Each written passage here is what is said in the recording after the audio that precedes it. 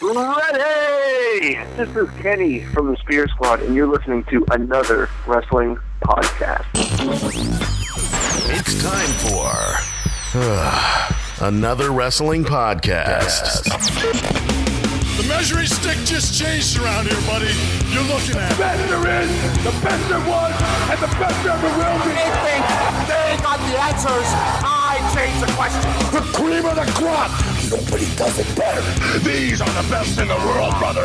These are the best at what they do. When we talk about the legends of the sport, there's only two in my book. Another wrestling podcast. Another wrestling podcast. Now can you dig that, sucker?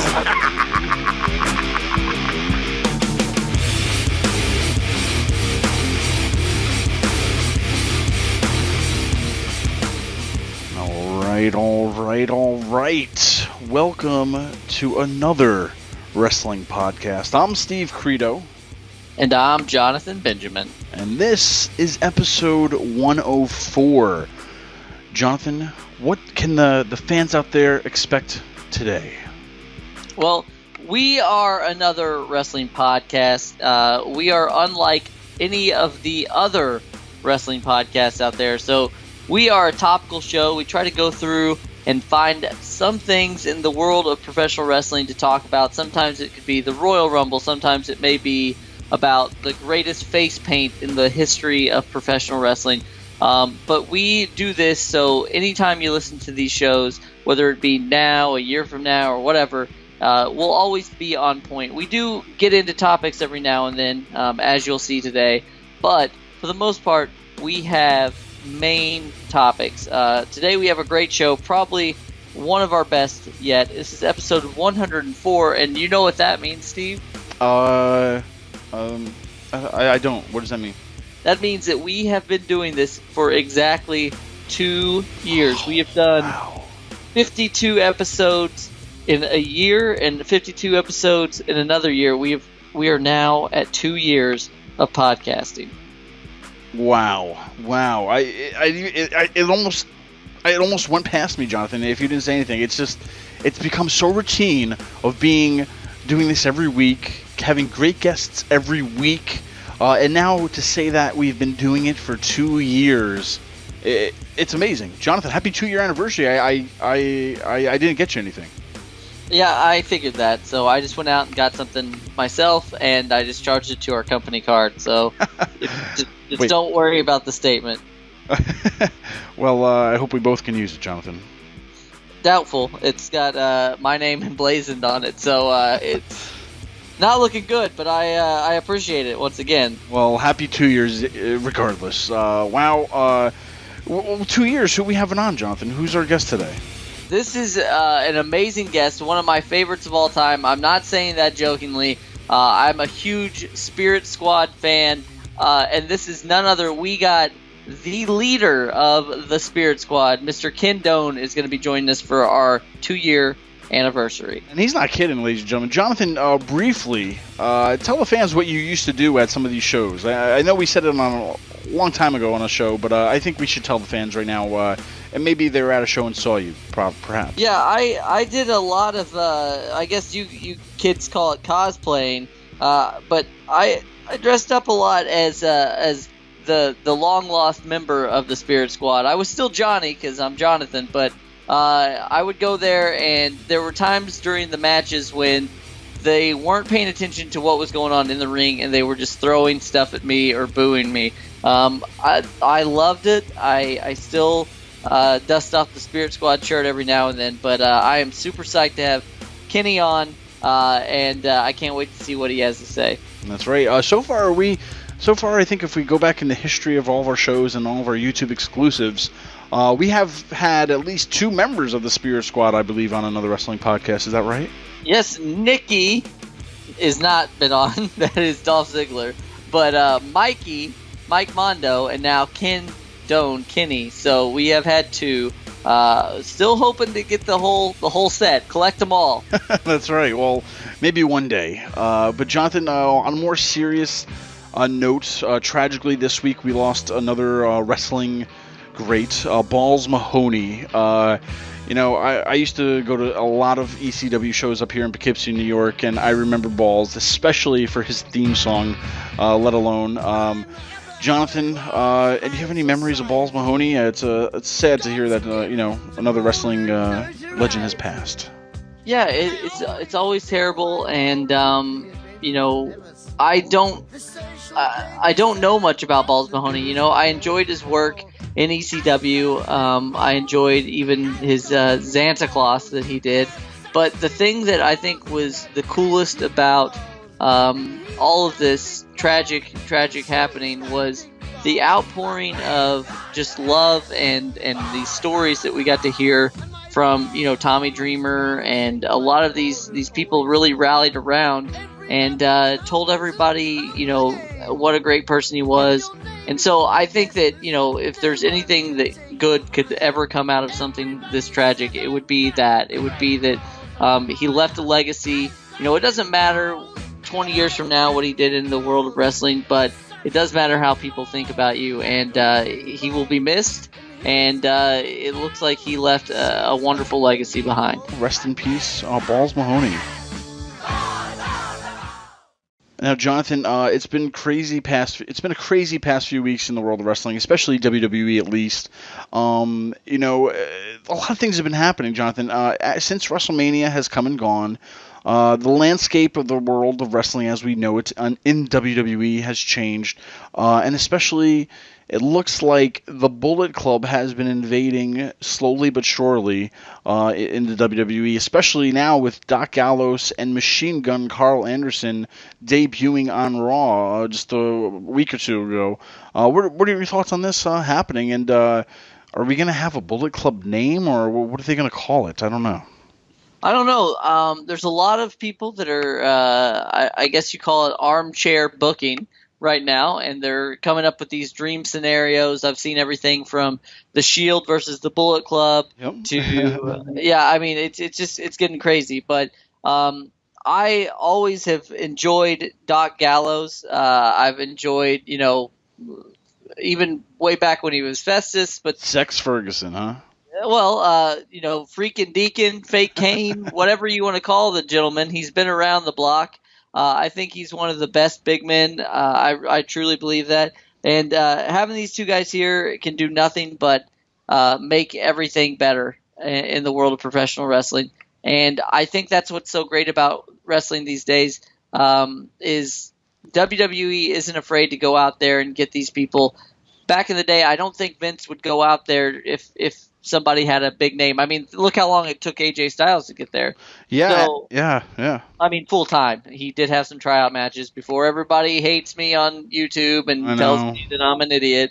I know that AJ had tryout matches with WWE and whatever, but AJ's there now, and that's really cool. And the whole world of wrestling, I mean, they're doing this Cruiserweight series.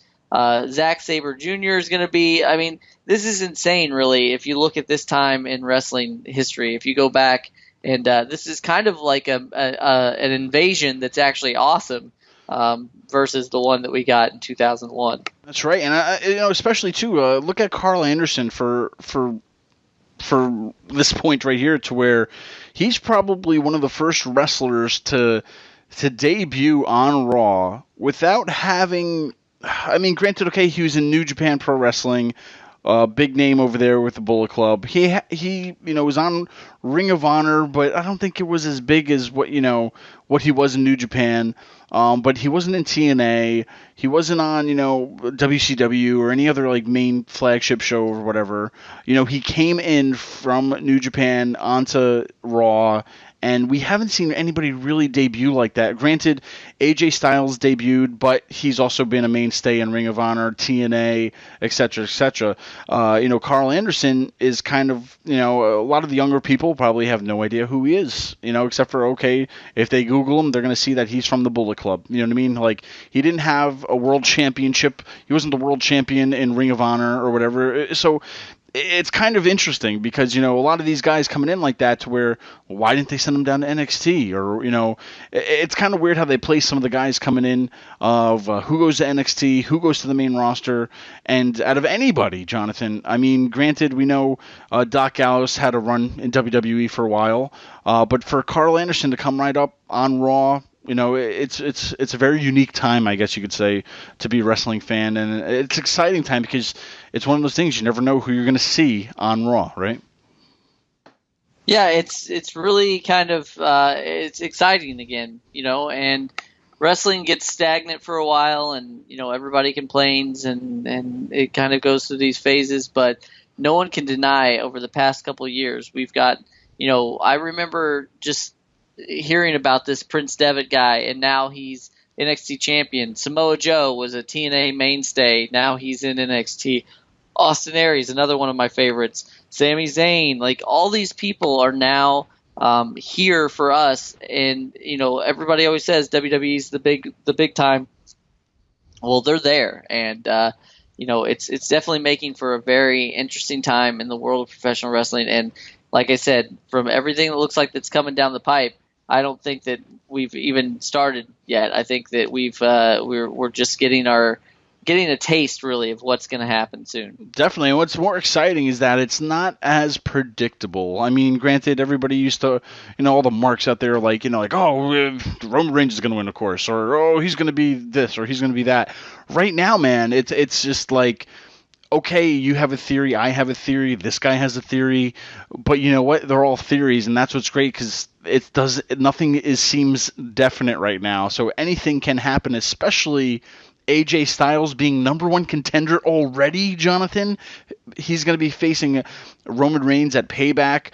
Did you ever see this happening? That kind of slid out of nowhere. AJ Styles as the number one contender is really mind-blowing. I know a lot of people were talking about it, and we said it too. I still, and I'll hold to what I said, is I didn't really understand why he didn't win at Mania. Mm-hmm. And everybody said, well, it's because he became the number one contender. I don't know. Like, you think you would want to win at Mania, then become number one contender, so it makes more sense. But and also, like, let's say that he doesn't win at Payback, so now he lost at Mania. He was the number one contender for a couple weeks, and then he lost at Payback. So that's why, for me, I think it would be one or the other. But obviously, I'm not the one writing the stories right now. But to have AJ Styles, once again, get in the time machine with us, go back a couple of years, AJ Styles was the mainstay in TNA. He was I guess I would call him like the John Cena of TNA, or the Sting of when Sting was the head of WCW. You know what I mean? Like, he was the foundation of TNA, and to have him in WWE now as the number one contender really is pretty mind-blowing. Definitely. And it's, never say never in the pro wrestling, and it sure is an exciting time right now to be a wrestling fan, especially when you're watching WWE. Promo of the week. Ravishing Rick Rude, come on in. The way you wrapped up 1987, or are wrapping up 1987, I must say I have been very, very impressed. And apparently you've caught the eye of others, because now all of a sudden, from out of left field, you as challenger, perhaps the number one contender, as you meet the world champion Hulk Hogan for that title here on Saturday night, January 9th. That's right, little man. You're impressed. The whole world is impressed with Ravishing Rick Rude. Hulk Hogan, on the other hand, is depressed. You understand? Now, I'm not taking nothing from the man. I say right now, right here, he's the greatest champion of all time. No question about that. That's right, Hulk Hogan. But I got your number, man. I know what you're all about. You're big, you're strong, but at the 15-minute mark, when that big tongue of yours is hanging down past your knees, and you're going like this, I'm going to pick you up, and I'm going to put that big 300-pound body in a backbreaker like you've never felt before, Hulk Hogan. And I'm going to squeeze like you've never been squeezed before. And I'm going to make you say, quit. I'm going to make the man quit. I'm going to take your title by making you quit, Hulk Hogan. I think you've vastly underestimated, the heavyweight champion of the world. As you know, I cover his matches around the country, around the world. I see him on many occasions go 30, 40, and 50 minutes at a time. Not with me. Not with me. I'm going to be in your face, Hogan. I'm going to make you breathe real heavy, and then I'm going to take you down. Boston Garden, Saturday night, January the 9th at 8 p.m. You know, guys, we really want to thank you all for listening. It's been 2 years. We've got a lot more coming up, so stay tuned. Follow us, friend us, like us, poke us, tweet us, all that stuff, because then we can continue with these shows. And without further ado, right now, joining us is none other than Ken Doane. Kenny,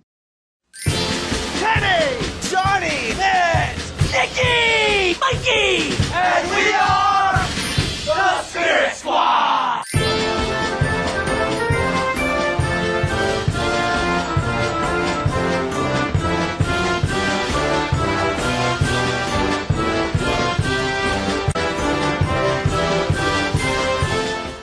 Joining us today is literally one of my favorite wrestlers in probably the past decade.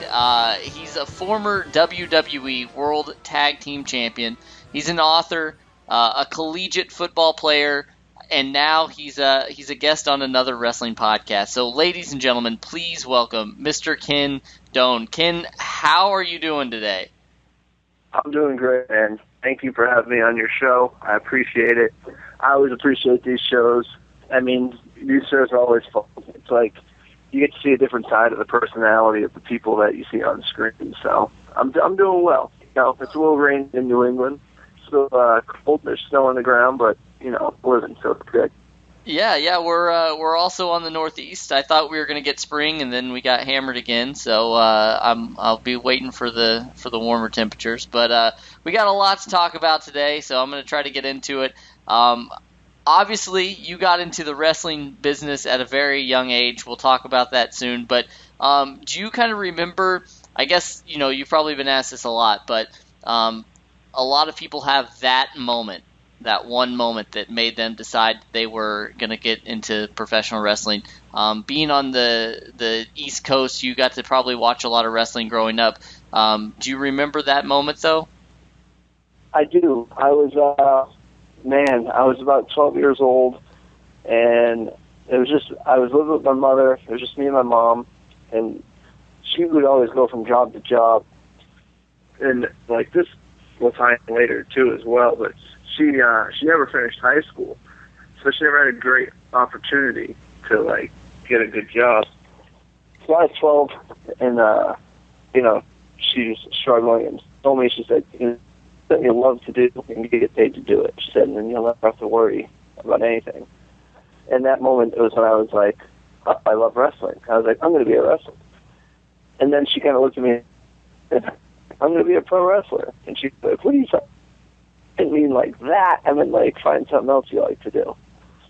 But I had it set in my mind at that point that, you know, this is what I was going to do. So that's kind of how it all started. And that's what kind of really sparked me. And, so then I really started at 13. I got a ride down to Stamford, Connecticut, and I walked in and I asked for an application. And they were like, what do you, like, for you? Like, what do you want? And I was like, I need an application. Like, I'm going to be a pro wrestler. And they just kind of laughed at me and was like, that's not how you do it. It's like, get out of here, go back to school. So my dream got kind of shattered pretty quickly. But thanks to the internet, I found that Killer Kowalski had a school up in Malden, so I started going there when I was 13, and from there, that's kind of how it took off. Well, you know, when you first started, you were training at a very young age, and obviously even now you're still considered young by the business standards, but when you first started training in Killer Kowalski's school, and I'm not saying this in a good way, but do you feel like you were treated differently because you were so young? I'm not saying that they gave you breaks, but do you think that they were almost... Oh, no, I hear you. Yeah, I was actually treated differently because people thought, like, oh, this kid just wants to come here and play wrestle. And even Kowalski said, he's like, get out of here, come back when you're 18. And I was like, with all due respect, I said, I'm going to wrestle. I said, this is what I'm going to do. I said, and if I wrestle for now, I said, when I'm 18, WWE will hire me because I have 5 years experience. And he gave me that weird look like, well, you can make some sense there. He said, all right, let's see if you have it. So, like, the first 6 months, I wasn't allowed in the ring. I had to learn how to chain wrestle and, like, tie up and, like, how to move and just, it felt like the most boring stuff. And then randomly, he would just come over and he would say, I want to show you a move. And I would be like, okay. And he would stretch me. He would, like, rough me up just to make sure I wanted it, see if I came back the next day.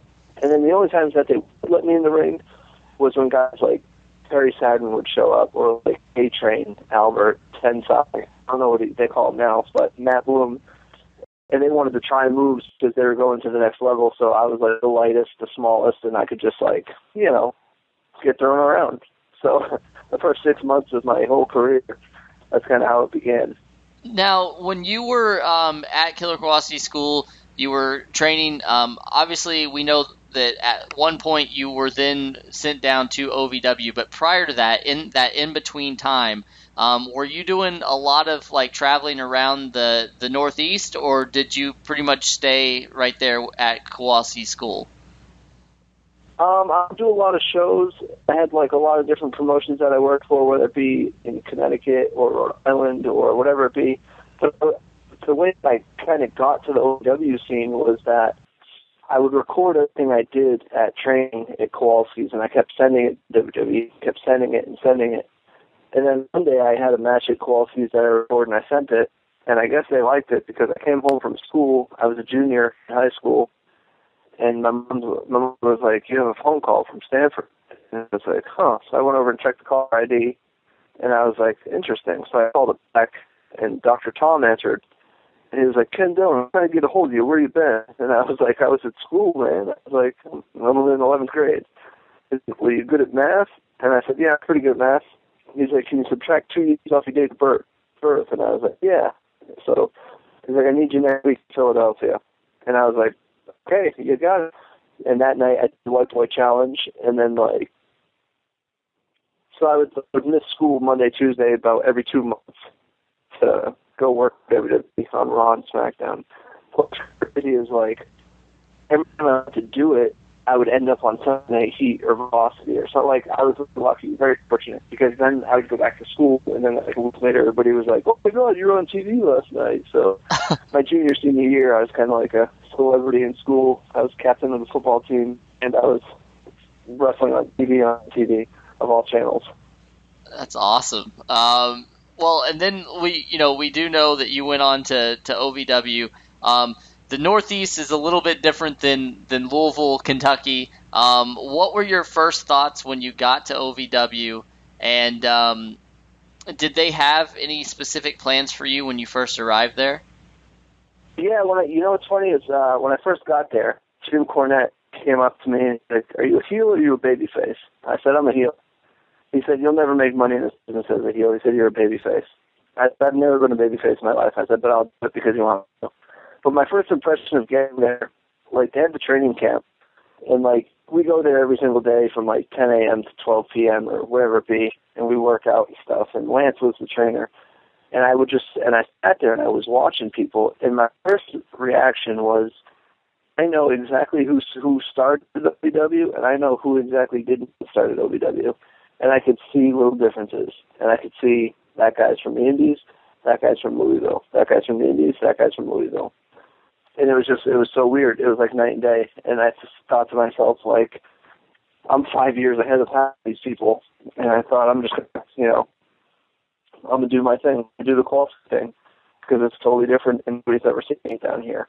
So that's what I started doing, and it kind of caught on, and, it helped separate me. Another guy who separated himself real quick was CM Punk when he got there, because, not to say that OVW is a cookie cutter, if you're all trained the same, then you all kind of work the same, you know what I mean? So if me and 10 guys at Kowalski's went to Louisville, well, we would look somewhat cookie cutter because we're all somewhat trained the same. Yeah. But as for Punk, he had his own Ring of Honor style, which was new to WWE at the time, and he kind of brought that new style to WWE in what you see today. And granted, now seeing it, he kind of kept the door open for those guys. Well, when you first got there, you mentioned Jim Cornette, but were there other people that you specifically trained with, or like that you really enjoyed working with at that time that kind of helped you transition maybe to the style that you would learn, for WWE? Yeah, you know who was actually really good was Nova. He was really good. Simon Dean, who went on to become Simon Dean. And Joey Mercury. And what was crazy was Mercury had no contract at the time. And he was, like, teaching the contract acts, which is beyond belief. Yeah. I mean, now it's fine because he has a contract and he does his thing. But at the time, it's so, like, it was just sort of strange that you have this guy who's not under contract, but he's teaching the guys that have a contract. Yeah. Now, what were the beginnings of Ken Doane in OVW? Because obviously it wasn't all about the Spirit Squad when you first got there. So were they pairing you with anybody else? Was it just going to be you for a while, or how did they what were some of the beginnings of the Ken Doane character in OVW? The way that kind of came about was, they always have, like, those job guys who come out and get squashed and whatnot, and they'd always come up to that same music, that, like, generic music. So the way that they introduced me was they would come out the same to the generic music and work Johnny Nitro or John, I can't remember his name. Now he's Johnny Mundo on Lucha Underground. So I would work with him, and then I would, like, steal from him, and that would put us into a feud. And I was the baby face. And it worked. It was really good. People actually bought it because it was different. And they're like, wow, like, we never thought this guy was in the match. But then the way, like, the character of Ken Doane came about was we did, like, the TV title tournament, and there was never plans to turn me heel. But I knew that. But I also knew, too, that the only way I was going to get over is if I turned heel. So it was never written for me to turn heel, but I knew that. Cornette said, after the match, we did, like, a TV title tournament. The finals was me and Deuce, who went on to be Deuce and Domino, Tim Smith. So we worked the finals. He ended up stealing the victory, getting a quick roll-up. And then they wanted me to just show frustration. That's what he said. And I knew what he meant. By saying show frustration, it just meant, just get upset that you lost. What I threw the chair, I started throwing a huge temper tantrum, just overshadowing the entire tournament to the point where I would get the crowd on me because I knew that then they would have to bring me back as a heel. So that's exactly what I did. When I got to the back corner, I was like, well, now you're heel. And I said, thank you. Like, that's exactly what I wanted. I wanted to turn heel so now I can do what I do best. And that's kind of how the whole Ken Doane thing came about. And then from there, they put me with Bowling Services and Bobby Lashley and Mondo and Visk and all those characters I got to work with. Now, at that point, you're in OVW. You've already dedicated several years of your life to wrestling. To you, was there any turning back at that point, or were you, like, so into it that there was no way that you could get out of wrestling? No, there was no way I was turning back. Wrestling was always my first passion. I always had three things. One was wrestling, two, play college football and, get a degree because nobody in my family has that. And the third option was if none of those ended up working out, I'm going to join the military. So my first option ended up working out pretty well. Yeah, I'd say so. Now, obviously, once again, you're in OVW. You're doing well on your own. How did was it in OVW that the idea of the Spirit Squad started to form, or was this something that happened much later? The Spirit Squad started to form actually much later because Mondo didn't have a contract, and I think what really sparked the Spirit Squad was Tough Enough.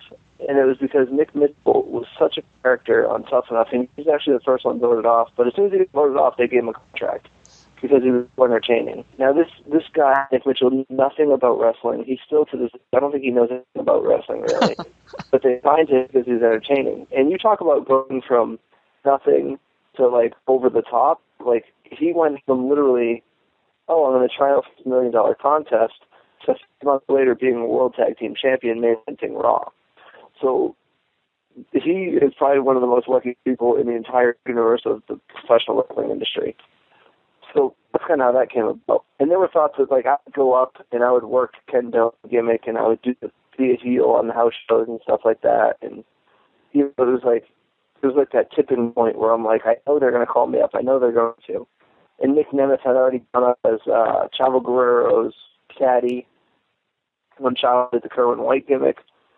Then wanted to bring up Jeter and then Elijah Burke as well. So they brought us up in Cincinnati, and Vince, the Spirit Squad, we're going to have cheerleaders, and Elijah turned it down, which that's fine. You know what I mean? If he can't, you know, like he said, I really can't be that over the top. He said, I can't do that. He said, and I know that I'm going to screw up and I'm going to get fired for it. He said, no, you guys are going to get screwed over because we can't make this work. He said, so it's best if I just pull out, which is fine. I respect him for that, you know. And his ended up working out fine, too. So then we all kind of pitched Mondo, like, give Mondo a chance, because Mondo was another one of those guys who didn't have a contract. He could outwork most of the contract guys in practice. So then we tried it at WW just to do it, and WWE saw it, and then they ended up signing Mondo, and from there they came up with the Spirit Squad thing and let us do it on TV. But a crazy story, they would bring all 5 of us to TV every week, and they would say, like, okay, you guys are going to debut tonight. Like, okay, great. And then, like, 2 hours before they started, they were like, no, not tonight. And then we overheard one week where they were like, okay, we might send you guys back to developmental because we don't think we want to do it now. So we were like, no, like, we're not going to come this far for you to pull out. So we went in Vince's office, and we hid there for, like, 3 hours. And we were like, when he comes in, we're going to blow the air horn in his face, and we're going to do a cheer. And we're going to run out. Like, we don't know what else to do. So then Harvey Whippleman, who, like Vince's runner, he came in with, like, what the hell are you guys doing here? And we were like, oh, we're going to do this. And he's like, he's up in the production meeting. He's going to be up there all day. So we're like, all right, well, let's go find him then. Let's get this over with. So we open the doors of the production meeting, and like, we run up, and he has his head down. He's looking at, like, this notepad. And we blow the air horn, and he jumps, and he looks up, and we did this big cheer, just, like, smirked. And it was like, okay. He's like, you're going to be on Raw next week. And we're like, okay, and we're like, everybody out, before he changes his mind, like, let's get out of here. So it was really cool. And we knew, like, okay, we're either going to get fired for this or we're going to be on Raw. And we ended up being on Raw the next week. So that was nice. I think, obviously, like, picturing that in my head is amazing, but I would have loved to have been there to see that. But, you know, we're going to get into talking about how, you know, the type of person you are, how you're very driven and all that. So, when you were told that this was going forward, did you, like, because I don't think, anyway, that you had ever been a male cheerleader before, but did you actually, like, research? Did you try to figure out, like, cheers and things like that, or did you guys just come up with everything on the fly? Well, we kind of, like, it's nothing I've ever done. You remember, too, you got, like, Nick Mitchell, who played college football. I played high school football. Nemeth was a wrestler. Mondo was like hockey and football, and Jeter's like a surfer. And none of us are really, like, have anything to know about cheerleading. So WWE actually sent us to University of Louisville cheer camp, which is, from what I'm told, University of Louisville cheer team is the best in the country. So we were, like, there for a week working out with these people, and they're showing us how to do backflips, all these cheers, and so they kind of got us started. When we first did our first cheer at the Royal Rumble, they kind of came up with that for us. So that was shout out to them. But then everything after that, like, I've always been good with, like, poetry and writing and stuff, hence my kids' book, which rhymes. So I always wrote the cheers, and then, like, the writers would somewhat choreography them. Awesome. Now, it came across on TV, and I'm assuming that it was meant that way, that you were the leader of the Spirit Squad. Now, was that something that was told to you, or was that just something that ended up happening because you stood out? No, that was something that ended up happening, and I would do it because, oh man, when I knew that I was going to be in a group, what I did was I watched all the groups of the past. I watched the Four Horsemen, I watched the Nation of Domination, I watched the old DX, the Heart Foundation, like the Indies, like with Brett and Sean and all that. I watched just a bunch of groups, NWO, and I would always watch the leader, and I would watch what he did. Like, because you know, as a group, there's always going to be a time when you're beating somebody down. You know what I mean? There's always going to be that time, because they have to get the group over. But I would always watch how they reacted, how The Rock acted, how Brett acted, how Shawn acted, how Hogan acted, how, you know what I mean, all these groups, Ted DiBiase in the $1 million corporation, how they reacted in these situations. And that's just kind of what I modeled my thing off of. Came time to beat somebody down, I knew that Nick was going to jump on him at some point. So then I'm telling Nick to jump on him. You know what I mean? Yeah, absolutely. It's almost like if you say, oh, I'm going to go out to the kitchen and get a drink, and I follow you out there and I say, open the fridge. Shut up, you open the fridge. Grab a drink. Okay, grab a cup. You know what I mean? You're going to do it anyways, but it just looks like I'm telling you what to do. Well, it's interesting that they didn't, like, you know, assign somebody, and I guess the door was open for anybody, and you were the one that kind of kicked it off the hinges, I guess. It was, yeah. The door was literally wide open. They never said anybody or anything to be the leaders, and it was just like, go out there. And I think that Nick Mitchell to be the leader because he's the only one that couldn't wrestle because he had a torn ACL at the time. So I think they wanted him to be the leader, but I just kind of like, they never specified. So to me, the door was open. Awesome.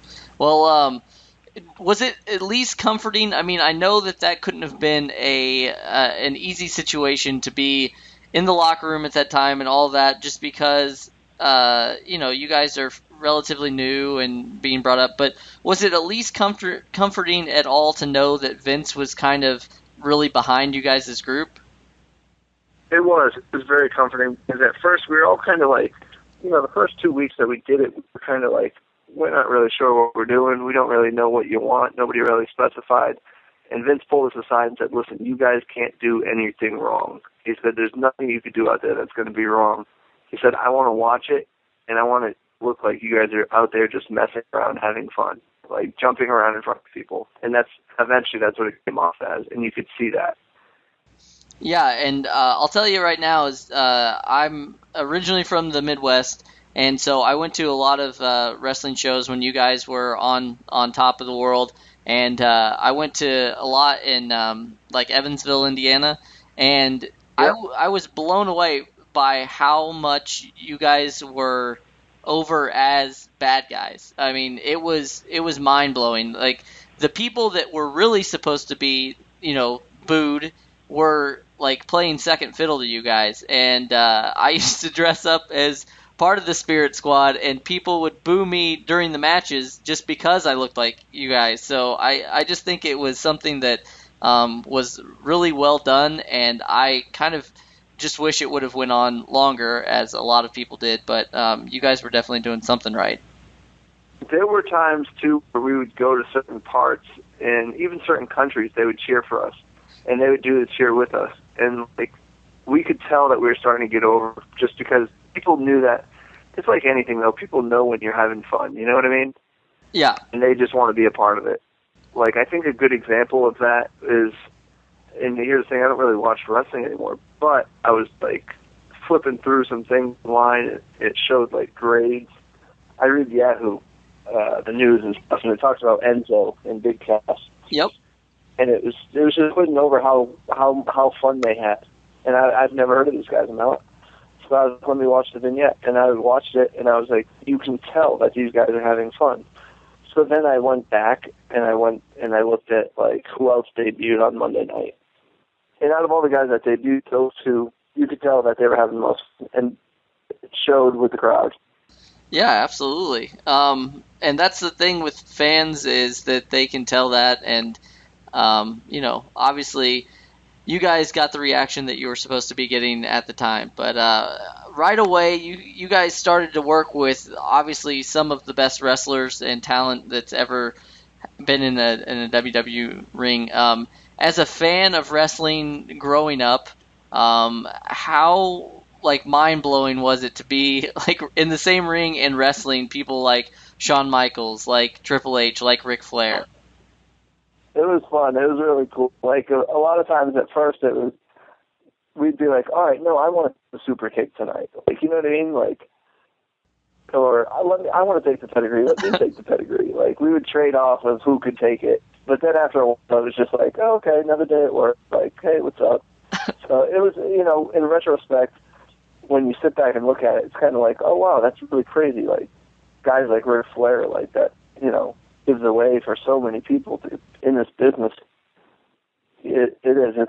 It's mind-blowing to get that opportunity. Well, you seem to be, like I said, a very goal-oriented person, a very driven person. When you first set your mind to wrestling, did you have like one specific goal? Like, I want to get to the WWE, or I want to become the World Heavyweight Champion someday. Like, did you have any of those specific goals prior to getting into wrestling? In a weird way, like, I know a lot of people will say, like, their main goal is to be the champ and stuff. But in all honesty, the main goal was never to be a champ of any sort, just because I looked up to guys like Owen Hart and, like, Roddy Piper, and, you know, they were never world champs, but we know them. We remember them. Rick Rude was never a world champ. These are all guys that, like, I used to idolize. Like, it was all the heels, too, like, those over-the-top heels. Mr. Perfect was never the world champ. So I never really had that. And also, too, as you get older, you learn wrestling that, look, in order to become the champ, somebody has to lay there and let you pin them for 3 seconds. It's a show. You know what I mean? Yep. So, are you really the champ? I mean, if you really want to be the champ, you should probably go to the UFC or something, you know? Be a boxer. So my main goal was more so, I want people to watch my match and go, that guy is going to be real. You know what I mean? Yeah. Like, we know it's a show, but he did something tonight that made me go, that might have been a real move. You know what I mean? Yeah. Is that how you kind of settled like on your leg drop? Yeah, well, you know what's crazy is how that whole thing came about is I used to, as like a kid, I had a trampoline, and I would do the leg drop on the trampoline. I had a shed, and I would do it off the shed onto the trampoline. I don't know why. I have no idea how it came about. It just happened. And then, like, I never did the OVW, and I think I did it like 4 or 5 times on the independents when I first started wrestling, and I never did it again. And then, like, one day they were like, okay, Sean was like, somebody will miss something off the top. And I was like, I'll miss a leg drop off the top. I can do a leg drop. And he's like, okay. And I never told them exactly what I do for the leg drop. But then when it came time to miss that leg drop, I pulled the legs back in midair. I don't know why. I never crossed my mind even before the match. When I stood on the top rope, I was like, oh, I can do the legs. I pulled my legs back. So I did it. And then we got to the back, and everyone was like, what the hell was that? Can you hit that? And I was like, yeah, absolutely. I don't know if I could hit it or not because I hadn't done it in 6 years. So I had no idea if I could hit it. And they're like, okay, next week you're going to hit it on Eugene. And Dinsmore was like, you sure you can hit it? And I was like, absolutely. And I was like, I don't know if I can hit it. Like, I never told anybody that, but in my mind I was just thinking, like, I don't know if I can do it. And you would think that I would practice all week, but the reason I didn't practice all week at OVW because then people would go, he's not sure if he can hit it. And then that would get back to the WWE, and then they wouldn't let me do it. Yeah. You know what I mean? Yep. The political side came out. So that's why I was like, you know, I'm just going to hope I can do it. So then I ended up doing it, and I hit it fine. And then after that, it was just like, that was my thing. But I can still hit it fine, and I guess I can still do it. So yeah, obviously. It's a devastating leg, you know? Oh, it is. It's one of those moves, like, you know, like the Swanton or things. I don't think it gets enough credit for how it's like. When I look at a move, I look at what it looks like and the difficulty level, and both of those for that leg drop don't get enough credit for the difficulty and how fluid it looked. Oh, I've seen people try to do that leg drop and they fail miserably. Yeah, absolutely. Now, one of the most ridiculous and over-the-top things about the Spirit Squad was the actual theme music. Now, what were your guys' thoughts on the music, and was that something that, like, Jim Johnston put together, or was that... I have no idea. The way it came about was to go Brooklyn Brawler, he does the music, Steve Lombardi, and he's like, or he helps out with, like, behind-the-scenes stuff. He was like, I need you guys, come in here real quick. And we're like, okay. He's like, the most obnoxious way you can do it, I need you to yell your name into the microphone. So one by one, we did it. And then that was all we knew. And then they were like, okay, you guys are going out next. And then it hit, and we were like, that's our music? And they're like, yeah, that's your music. And we're like, okay, let's go. So yeah, the music aspect, we had no idea. We found out when we came out to the ring. That's awesome. Now, other than the Spirit Squad action figures that I currently own, that finally came out after a long period of time, was there any other plans for Spirit Squad merchandise? You guys didn't get a T-shirt. I mean, who dropped the ball with the Spirit Squad merchandise? I don't know, because we pitched it a lot, and we actually had Spirit Squad merchandise that occasionally we would wear to the ring, whether it be a tank top or like a baseball tee. So they never gave us the bid. And I think from what we heard was that, look, if it goes well, then they're going to turn you guys babyface, and we can't have you babyface because you're working with DX. You know what I mean? Yeah. So it was more of like, we're going to, you're getting over his heels, let's not push it, because then DX has to work with 5 guys. They can't work with 2 guys, Yeah.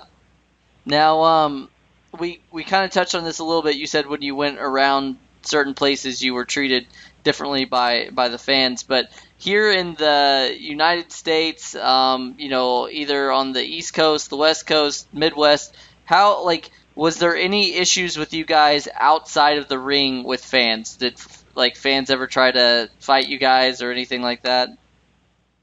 Oh, there was always that one wanted to get in the ring and just challenge a cheerleader, but they never would because they knew there was 5 of us. So there was never, people would throw stuff. There were times where people would throw like drinks and cups or bottles or whatever it be. So, but we always encouraged it. We would always laugh at people, and they would get so mad when they would really want to get in there, and we would just laugh at them. It was crazy. Like I said, you guys had match after match with legends of professional wrestling, and I thought it was just a great run. And then for whatever reason, it started to crumble a little bit. What was the reason that you were given as to why they wanted to start to disassemble the Spirit Squad? The whole reason it began was just to bring DX back and to run that program and that feud and stuff. I guess I don't know why they would ever want to do that, but they decided to do it, maybe whatever reason. But once that started to end, or once they wanted to stop the DX bit, that's kind of when they wanted to stop the Spirit Squad thing. Okay. So that was essentially the main thing. And there were talks, too, about, maybe we should have the Spirit Squad feud with each other, but then they didn't want to give that space on the TV, I guess, so that's just kind of how that ended. Well, you kind of went off on your own. Most of the other guys were either sent back to developmental or however that all worked out. You were then brought back as Kenny Dykstra. At that point, they knew that you were a proven commodity, that you could do, really good things. Was there anything on the table at that point for you, or were you just kind of in limbo, or what was being told to you at that time? They told us come back next week, so they brought the whole squad back next week, and they told me that I was going to do something, but I even pitched too that I wanted to go back down to developmental just because I think coming out of that character, so put a week later wasn't going to do any good. Yeah, it's going to be how do you can't come from that character to not being that character in a week, especially unless you do it right. And the way that they did it the first week back was I went to interfere in a match, and I ended up somehow taking the fall too. So it was kind of that's what would have happened with the Spirit Squad. You know what I mean? Yeah. That's not anything else. So it didn't end up working out. As best as it could have been. It could have been done a lot better. Yeah, absolutely. But you spent the majority of your WWE TV time in a large group, early on. Was it exciting for you to be kind of branching out on your own, or did you prefer at that point the tag team or the 4 other guys? I actually enjoyed it. I thought it was exciting. It's done right. I mean, going as Kenny Dykstra, I think if they would go as Ken Doane, just let me do my thing from OVW and be me, I think it would have worked a lot better. But as always, there's always restrictions. You're going to go as far as they want you to go. You started a feud with Ric Flair, and you had worked with him before, but one-on-one, how did Flair treat you, and was he like?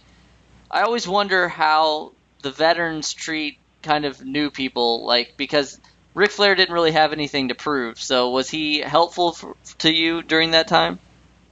Flair was great. Flair, if he was working with somebody that he wasn't sure of, he would take the time, he would sit there, and he would lecture them. It was almost like going to college.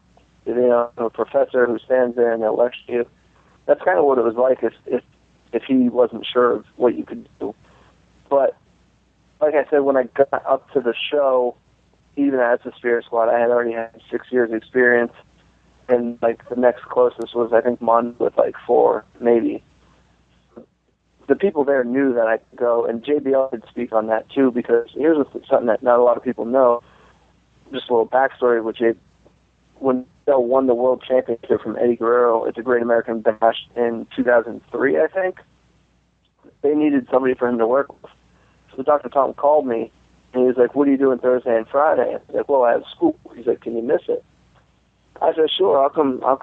So I went down to Stanford for 2 days, and I wrestled 2 30-minute matches on Thursday and 2 30-minute matches on Friday with JBL. And this is me coming a high school kid, and I'm working with the guy who's going to beat Eddie Guerrero for the World Championship come Sunday at the pay-per-view. So that was kind of crazy. Yeah. When I went up there, JBL kind of like, he looked out for me at times. People would try to mess with the squad, but he would only let them get so far. So we never had to deal with all that wrath of, what you hear craziness. But going back to the Flair thing, working with him one-to-one, when I would work with him, I would never see him all day. I would see him at the curtain, and he would say, what's the finish? And I'd say, well, they have me giving you a small package, or you're going to give me the figure 4. And he was like, okay, cool, let's go do it. And that's about as much we would talk about our match, whether it be TV or in pay-per-view for that matter. That's pretty awesome. And to work with JBL like that, because you do, half the stuff you read, you don't know whether to believe or not, but there's a lot of stuff out there about JBL, and that's cool that you got to work with him, and he didn't, take advantage or anything like that. That's awesome. Yeah, it was really weird, too, because I drove down there, and then I parked in the WWE, headquarters garage, and then I went up to the elevator, and Dr. Tom and JBL were there, and it was just me and JBL and Dr. Tom, and we went to the Tough Enough training facility down the street where they had the ring, and Dr. Tom just sat there and watched the match. It was just me and JBL for 2 30-minute matches back-to-back. That's so awesome. Now, it was really weird. In 2008, obviously, after being kind of put on your singles run for a while, and being moved to SmackDown, you were released, but then you didn't skip a beat. You started the next chapter of your life. You touched on it a little bit earlier, but why was it so important for you to go to college after that? Well, nobody in my family had graduated, so at that point, it was just like, I was 24 at my release, so it was really just, I'm young. What am I going to, might as well. I'm not going to waste an opportunity if it comes up. So I kind of jumped at it and made the most of it, and now I'm actually going back for my master's degree. That's awesome. What did you major in college? Sport management and education. Okay, awesome. And you were, very busy during your collegiate career. You played football and excelled grade-wise in school. Did you find it difficult to balance college work and football, or after being in the WWE, it was just kind of easy? Yeah, well, being in the WWE, I went from high school to professional wrestling. I literally, you live across the country a week after you graduate. You live on your own. You got to deal with everything on your own. You have nobody to really help you in that sense of the matter. So college is just, it was so easy. And living through all the life experience you go through, it essentially just, some of my teachers would say, like, you're just here for the paper. Like, some classes I didn't really get a lot out of, but then there were always classes that you get something out of. Awesome. Now, we mentioned it in the opening. You are an accomplished writer.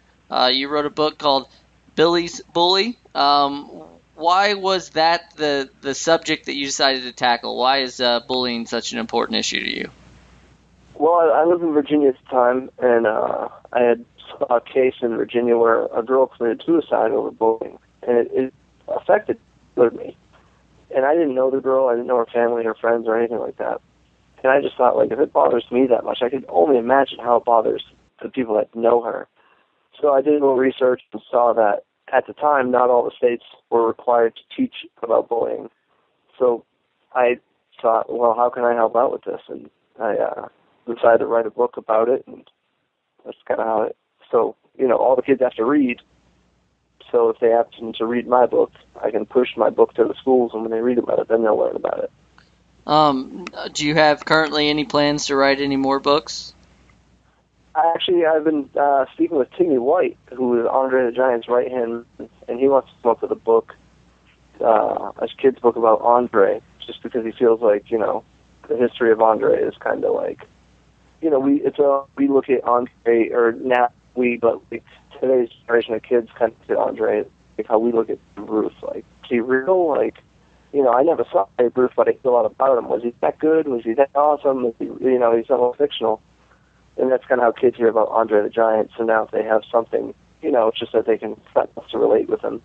Yeah, no, that's awesome. Now, last year, WWE reached out to you. They wrote an article about you.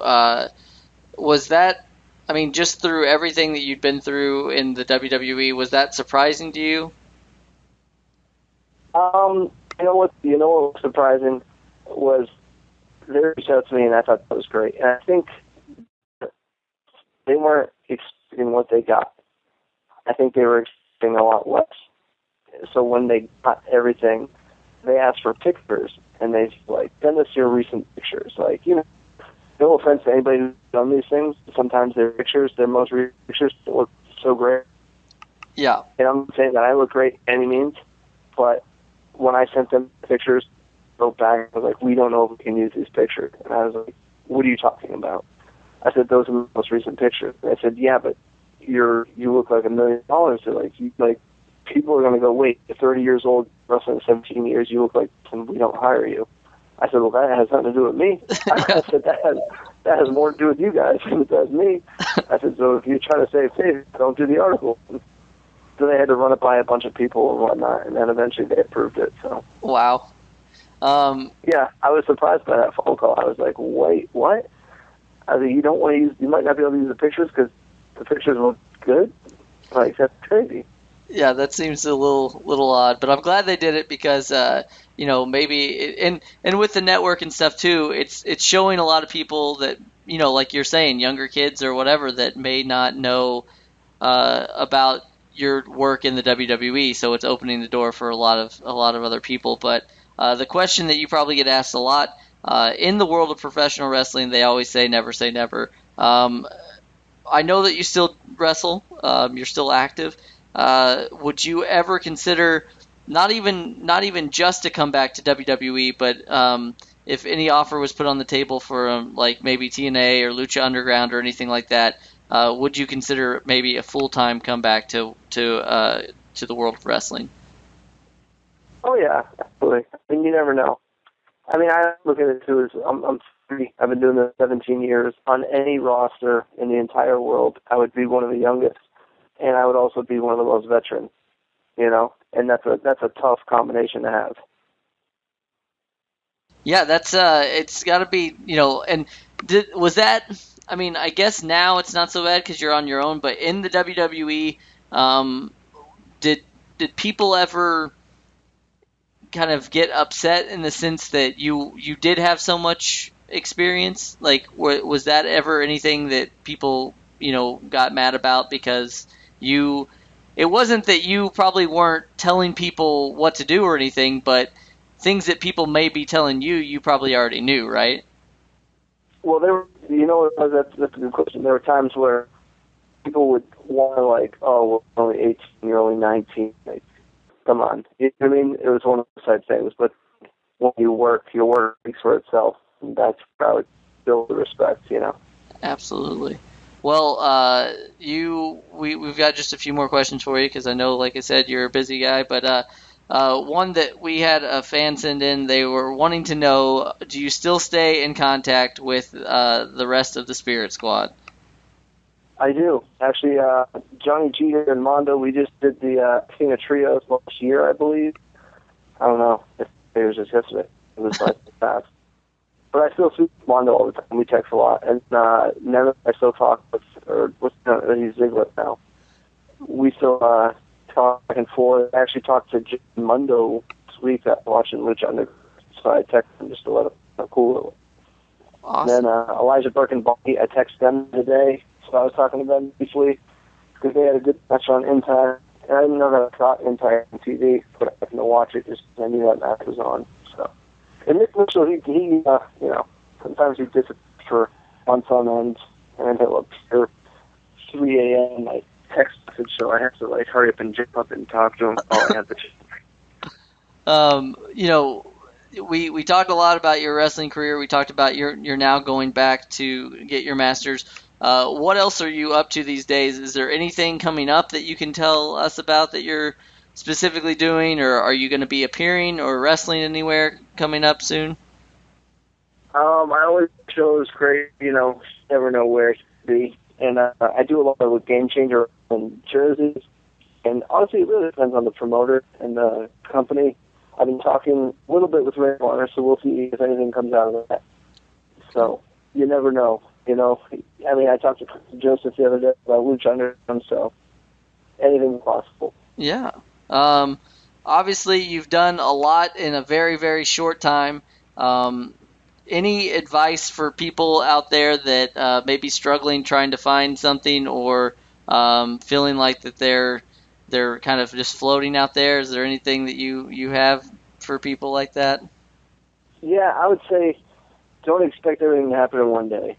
I mean, it's easy to wake up and go, you know what, I want to be this. And at the end of the day, you get frustrated and you go, wait, I didn't become that. Well, you didn't become it that day. But if at the end of the day you can look at your whole day's actions and say, you know what, I did take one step closer. I took one step closer.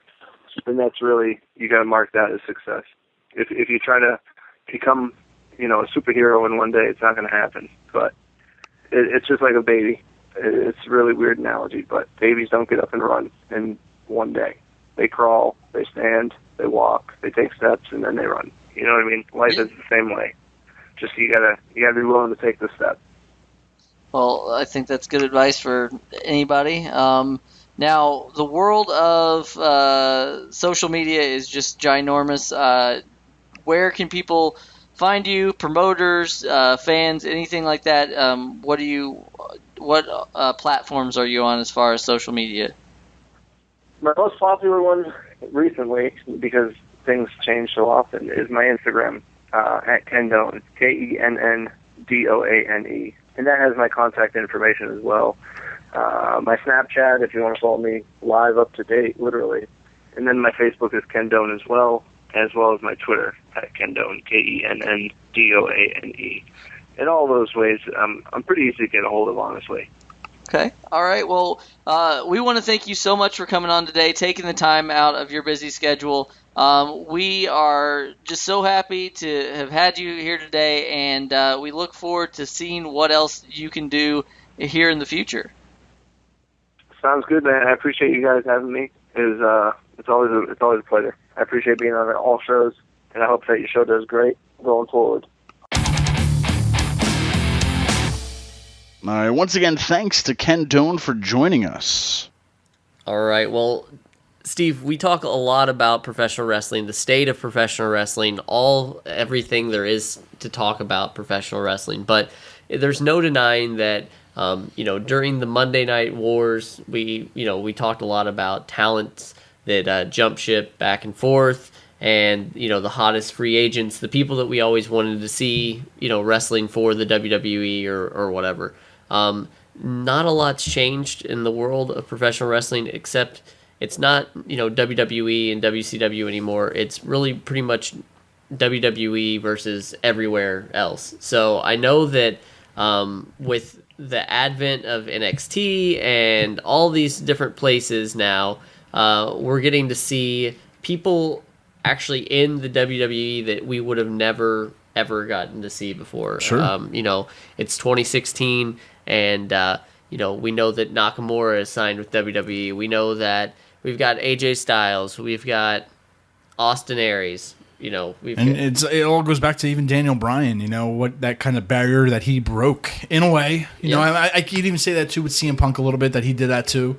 But definitely those two guys. I think if you go back to CM Punk, Daniel Bryan, guys before them definitely weren't like the way we see them now. Yeah, and I'm really excited because, to be honest, it's great. It's best for wrestling. I love watching independent wrestling. I love going out there and seeing these guys, up close and personal. But to help, I guess what we call WWE is, corporate wrestling, just because it is backed by a lot of money. So to help that product, it's always great to get these new faces. So we mentioned a few of them, and you've got Kevin Owens, you've got, I keep wanting to say Generico, but obviously Zayn. So it's now 2016. What's left? Who are the next people that you think will either make their way into NXT or into WWE? Because obviously, like with Styles, they chose to not send him, to NXT. Yeah, and that's going to be the tough part, because, if you go back to last year, you had Prince Devitt. He went to NXT. He was pretty over. Then you also had Kenta. Came in as Hideo Itami to NXT, changed their names. Then, like a guy like AJ Styles, you bring him in, and he keeps his name, and he's on the main roster. What's the fine line of who has to go to NXT and who doesn't? All three of those guys are great in their own right. And everybody knows, you got to go down to NXT, learn the WWE way. Of course, I know, I get it. But yeah, it's going to be which ones are going to stand out that don't go to the NXT route. You know what I mean? To where. Like AJ Styles. Who will be the next AJ Styles that does that? And I can't really picture it. I feel like anybody else right now who they gut from the indies are going to be going straight down to NXT. One group that I would totally want to see, and everybody keeps talking about it. I don't know when it would happen. Maybe a year, maybe 2 years. Who knows? They're still young. The Young Bucks. I think out of anybody you're talking to right now, to me, I think those guys are the biggest names on the indies that, if they acquire them. Granted, there's other big names out there and other guys, but I think these guys have the most recognizable name, to where if they get them, they bring them in and they do the NXT thing with them. But even then, too, do you think they should go to NXT or go to the main roster? I don't know. They've got such name recognition, it doesn't really matter where they go. I don't think it's going to matter if they go either place. I would hope that they would go to the main roster, but also, I think that giving them some time in NXT would help NXT out as well, because there's going to come a time whenever all the awesome talent on NXT gets brought up to the main roster anyway, so they're going to need more talent anyway. So, I would love to see the Young Bucks there. I know that it's probably getting easier for them to say, hey, we may want to try this out at some point, because all their friends are there. So, but I'll go another step further. The next person that I want to see is Kenny Omega, who's part of the Elite now. They're no longer the Bullet Club. So Kenny Omega is another guy that I think a lot of people looked at and didn't really see the star power in him, but he is amazing. I don't know if you guys ever watch any of the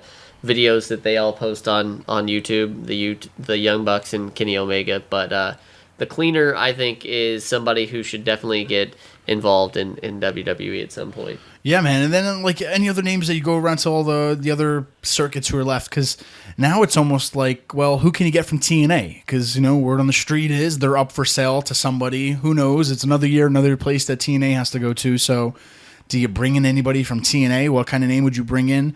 And if you do bring in anybody from TNA, is it a main roster or does it go to NXT again? So for that is hard right there too, because TNA still has a lot of those veteran names. Not too many young guys out there that kind of are just big names on the indies, but I think any of those guys, if you do bring them in, they're going to go through the NXT route. And then even Ring of Honor. Ring of Honor is definitely that that other wheel out there that's still going with a lot of great names. Where AJ Styles was, Kevin Owens was, Seth Rollins was Tyler Black, etc., etc. And now I know they're even working a little bit with Evolve. So there's this whole little system coming into place though of the territory system of then is not what it is today, and they're kind of in a way trying to bring it back to a certain extent with I think Evolve being, since I think NXT kind of blew up a little bit more than maybe what people thought it would have blown up, and to keep it still to that energy level of how it is now, you're going to have to be bringing in some of these big names. I mean, Austin Aries is in there right now. So it's like, NXT is its own little third wheel, third cousin. It's almost like that ECW brand to where, we as fans don't look at it as a farm system. It's just another awesome show by WWE in a way. So that's the thing to where I think this whole farm system is going to change to where you're using Evolve, then you're using NXT, and just what other name comes in now. Because like you said, I think it's been gutted the past few years. There isn't, trust me, there's a lot of talented guys out there, but as far as name recognition, like what they were doing with Johnny Gargano and Tommaso Ciampa, bringing them in on NXT to where they don't really have, so to say, a contract with WWE, but it kind of puts their name bigger, makes them a bigger indie talent to where, hey, maybe down the road we do want to hire you. So they're almost making the indie roster bigger names on their own. Yeah. I don't know, something to that extent. The thing is with all this, talent is you really have to think that is the WWE kind of raiding the locker rooms. Yeah. Like they're going around and doing this. But like I said, it's a fact. It's a non arguable fact that the WWE is the most popular and profitable professional wrestling company in the United States, if not the world. And there's people out there, and once I think what's going to be hard is once this, give it 2-3 years, I think that the entire indie roster may be depleted. So if you're an independent wrestler right now, you really, now's your chance. Yeah. You really have to just, keep going out there and doing awesome stuff. I look at some of the people whenever I first moved up here and started to watch like independent wrestling, and I look at them now, like you think of the Kingdom, like, Matt Taven and Adam Cole and Mike Bennett and Maria Kanellis, like they were always great, but now they've got some steam, with Ring of Honor and TNA and all that stuff. So I think that all four of them would be great to come back into the WWE or NXT. And, that's what, once again, this is another show for another day, but we should talk about a brand separation, a brand split, because with NXT, that's great. We've got those people, but then, everybody else is just trying to fight for the spots on one show. So yeah, the sky's the limit right now for independent wrestling and for, anybody that's involved in a promotion that isn't WWE. They're constantly looking, they're trying to always adapt and bring in what's new and exciting, and really, like, the fans make the noise about these people and they end up in WWE. Case in point for me right now, one of the most just entertaining and original people that I can tell you is Dalton Castle. And if all you have to do is watch his entrance in Ring of Honor, he's a good wrestler, and he's got a character, and he's just somebody that I can see coming to the WWE or even NXT. He's got what they always talk about as it. And what makes me love Dalton Castle so much is that, everybody on the indies is their name. I'm like, I'm Steve Credo, you're Jonathan Benjamin. Like, they're their name. Dalton Castle has a name, but he also has an incredibly original gimmick. Granted, you could say he's a little bit of this, a little bit of that, or whatever, but nobody else I have seen ever do this. To the fact that it's so original. It's not just like putting on a biker jacket and running to the ring, or putting on these tights and whatever.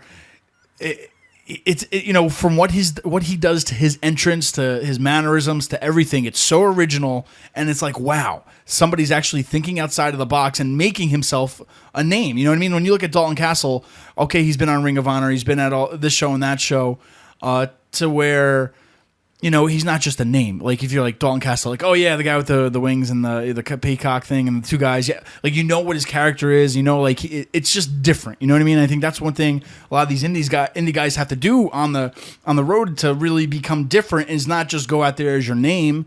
Really own a character. He's owning this character, and that's the wrestling business. It's character driven. You know what I mean? To where he's not just John Doe or whatever. He's John Doe with this whole elaborate entrance, and it's just original. It's working, and I wouldn't be surprised if WWE doesn't get him within the year, just to put on NXT or something like that. But it's just the originality of that. And Jonathan, one thing I want to ask you is, a lot of the fans out there, a lot of the marks. The one question is, well, what if WWE just bought TNA?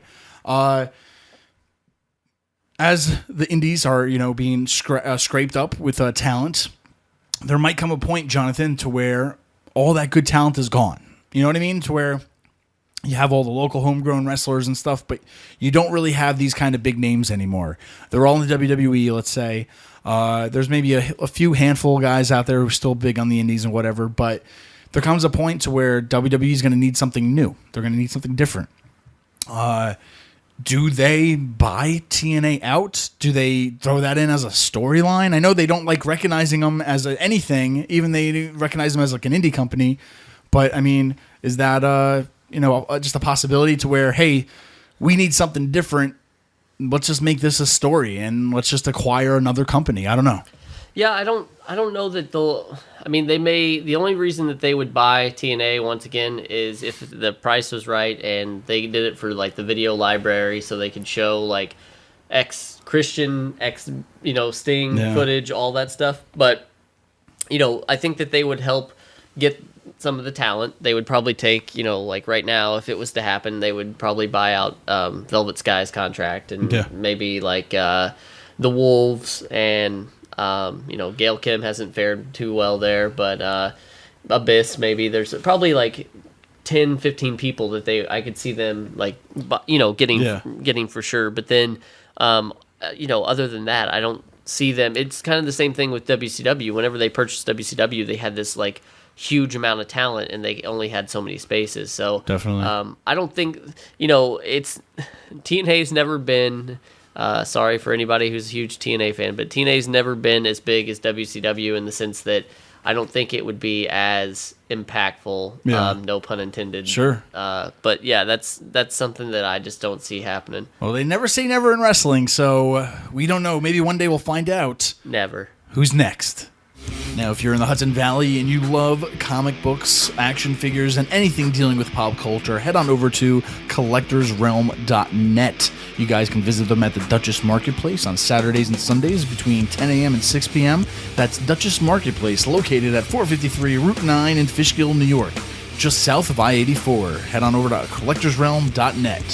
Hey, all you professional wrestling fans out there, we here at Another Wrestling Podcast have just the thing for you. If you've always wanted to join one of those monthly subscription sites that give you all kinds of treats and goodies in the mail, the best one by far is ProWrestlingCrate.com. You can follow them at PWCrate on Twitter or at ProWrestlingCrate on Instagram. Be sure to check them out and subscribe. The cost is nominal and you get some amazing things every month. And you never know what you're going to get. So tell them that Another Wrestling Podcast sent you and enjoy the Pro Wrestling Crate. Head on over to pwpnation.com. It's a wrestling media website and community that loves professional wrestling. They strive on creating an array of interesting articles and reviews on everything professional wrestling. Head on over to pwpnation.com. Well, that's the show. We want to thank you all for listening today. Every week we do this show free of charge for you, the fans. And if you're wondering how to repay us, we have just the thing. Subscribe to us on iTunes. Hey, and while you're there, be sure to rate us and give us a good review. If you're looking for more information about AWP, then head on over to anotherwrestlingpodcast.com. We are all over social media, and you can find us on Facebook, Twitter, Instagram, YouTube, and more. If you are an AWP superfan, you can also show your support by going over to ProWrestlingTees.com/AnotherWrestlingPodcast and buying one of our official AWP shirts. We couldn't do this show without you, so tune in next week for Another Wrestling Podcast.